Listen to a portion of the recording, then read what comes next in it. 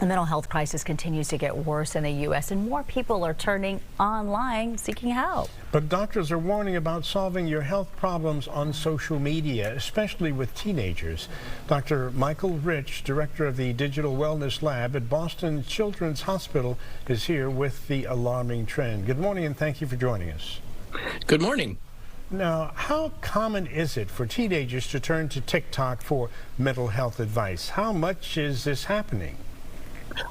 It's happening a lot. And, you know, there's not just specific mental health advice they're looking for, but there's sort of para-mental health advice, as in, I'm kind of down, I'm kind of depressed, will someone talk to me? But interestingly, a recent study has found that they looked at the 100 videos with hashtag mental health.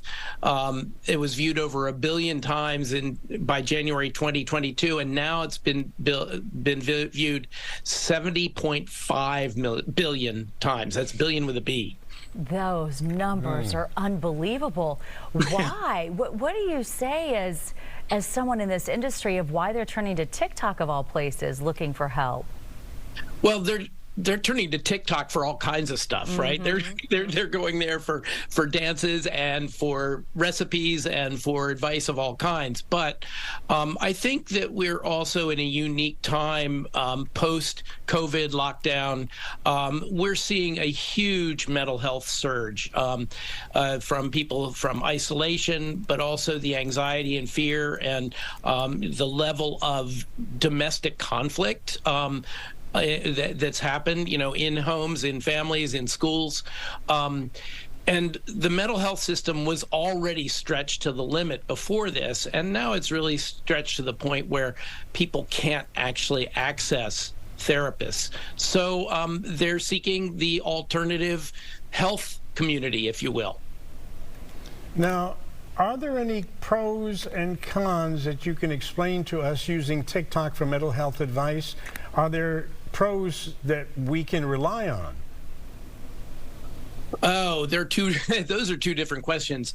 One of the pros is that for anybody who is struggling with a mental health issue, it is usually helpful for them to talk to someone, to connect with someone, to know that someone out there cares. Whether that can be relied on is a really tough question because, you know, on TikTok, anything goes, anybody can be there.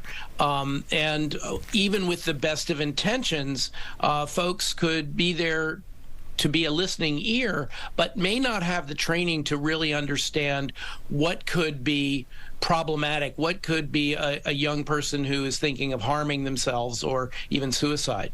Okay, you've just got to tell us about this algorithm feeding frenzy and the rabbit hole. What's up with that? Well, as I think everyone knows, social media like TikTok and all the others are built on algorithms that are meant to focus on exactly what you are interested in as a means of marketing to those people. So if you put up a dance with a nice sweater on, you're going to get some sweater ads. You're going to have your connection forwarded to sweater companies. And so if you go in and look for mental health issues, you're going to get a tsunami of information that ranges from really helpful and really legitimate therapists to people who are hoping to help but really don't have the training or experience, to people who are going to say, you really should commit suicide and here's how to do it. Now, what can parents do? Should all parents have conversations with their teenagers about how not to seek advice on social media platforms? I think taking a negative approach, it doesn't really work. It makes it kind of the forbidden fruit. I think what we need to do as parents is to share our children's digital lives. You know, I think we've fallen into a bad habit of feeling like that's their space. They know how to deal with it. I don't have the time or interest to go on TikTok.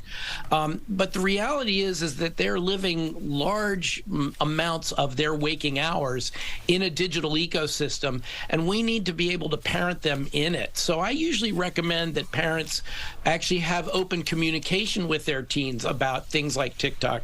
I've had parents who put together dance sequences with their kids and do it together.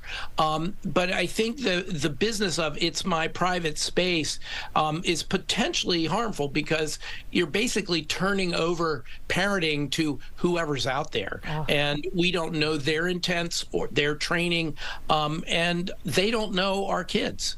Valuable conversation and a wake-up call. Thank you, Dr. Rich. Appreciate your time from Boston Children's Hospital this morning. Thank you.